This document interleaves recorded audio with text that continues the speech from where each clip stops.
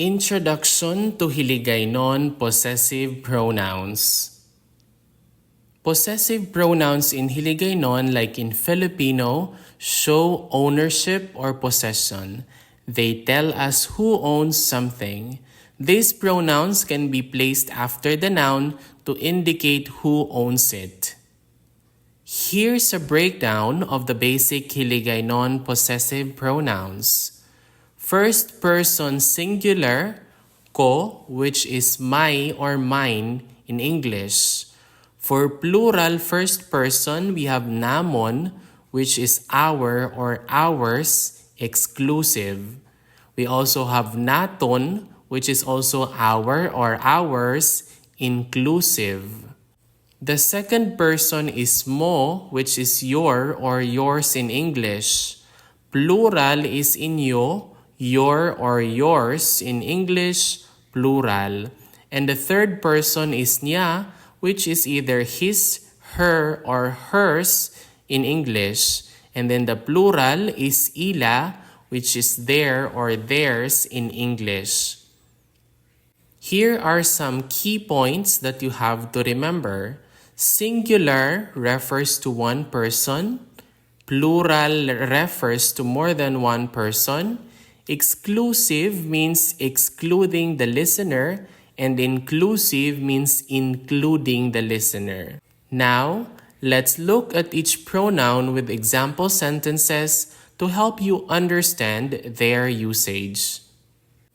The first one is ko, which means my or mine in English. Ko is used to indicate something that belongs to the speaker. It is usually placed after the noun it modifies.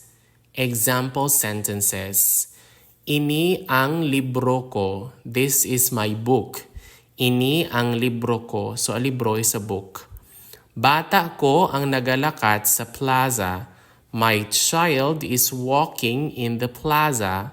Bata ko ang nagalakad sa plaza. Nagalakad is like walking, and then a plaza is a park. Pamilya ko ang importante sa akon. So my family is important to me. Pamilya, that's family, importante, important. And pamilya ko ang importante sa akon. Bag ko ini. This is my bag. Bag ko ini. Bilog ko nga adlaw diri lang ako. I spent my entire day here. Bilog ko nga adlaw diri lang ako. The second one is mo, which is your or your singular in English. Mo is used when referring to something that belongs to the person being spoken to. Like ko, it is placed after the noun. Let us have the following example sentences. Ini ang balay mo. Is this your house? Ini ang balay mo. Paborito mo ini nga pagkaon? Is this your favorite food? Paborito mo ini nga pagkaon?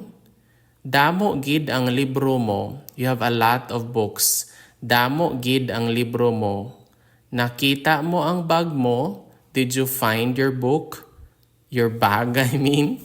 Nakita mo ang bag mo? Gamay pa ang bata mo? Is your child still young? Gamay pa ang bata mo? The third one is niya, which is his, her, or hers in English. Niya indicates possession by someone other than the speaker or the listener. It can refer to his or her. Example sentences.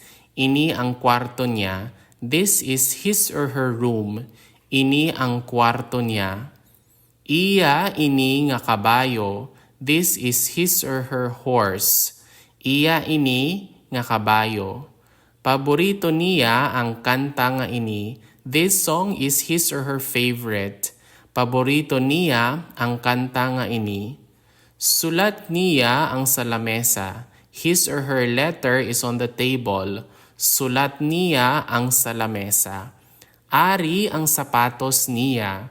Here are his or her shoes. Ari ang sapatos niya. The fourth one is namon, which is our or ours exclusive. Namon is used to indicate something that belongs to the speaker and others excluding the listener. Example sentences, balay namon ini, this is our house. Balay namon ini. Paborito namon ang pagkaon nga ini, this is our favorite food or this food is our favorite. Paborito namon ang pagkaon nga ini. Ido namon ang nagalibot sa baryo. Our dog is wandering in the village. Ido namon ang nagalibot sa baryo. Amigo namon si Juan. Juan is our friend. Amigo namon si Juan. Ini ang proyekto namon. This is our project. Ini ang proyekto namon. The fifth one is naton, which is our or ours inclusive in English. Naton is used to indicate something that belongs to the speaker and others, including the listener. Example sentences for naton. Balay naton ini. This is our house. Balay naton ini. Paborito naton ang pagkaon nga ini. This is our favorite food or this food is our favorite. Paborito naton ang pagkaon nga ini. Ari ang libro naton. Here is our book. Ari ang libro naton. Kwarto naton ini. This is our room. Kwarto naton ini. Dapat naton halungan ang palibot. We should take care of the environment. Dapat naton halungan ang palibot. Number 6 is inyo, which is your or yours plural in English. Inyo is used when referring to something that belongs to more than one person being spoken to. Example sentences. Inyo balay ini, is this your house? Inyo balay ini, diin ang inyo mga gamit. Where are your things? Diin ang inyo mga gamit. Ari ang inyo mga bata. Here are your children. Ari ang inyo mga bata. Ano ang inyo plano para sa adlaw nga ini?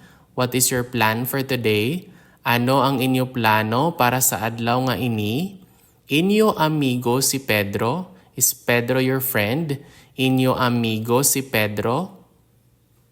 Number 7 is ila, which is their or theirs in English. This is used to indicate possession by a group of people other than the speaker and the listener or listeners. Example sentences. Ila balay ini. This is their house. Ila balay ini. Ila paborito ang pagkaon nga ini. This food is their favorite. Ila paborito ang pagkaon nga ini. Ila mga tanom ang sa hardin. Their plants are in the garden. Ila mga tanom ang sa hardin. Ila mga libro ang sa lamesa. The books on the table are theirs. Ila mga libro ang sa lamesa. Ila ginbutang ang mga gamit. They put their things. Ila ginbutang ang mga gamit. So these example sentences demonstrate how possessive pronouns are used in Hiligaynon to indicate ownership or possession. Each pronoun is used in sentences to reflect different contexts and ownership. These should help beginner learners understand how to use possessive pronouns in Hiligaynon effectively.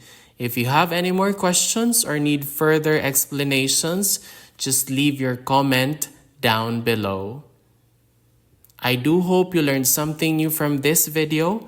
Madamo gid nga salamat and see you in the next one. Bye!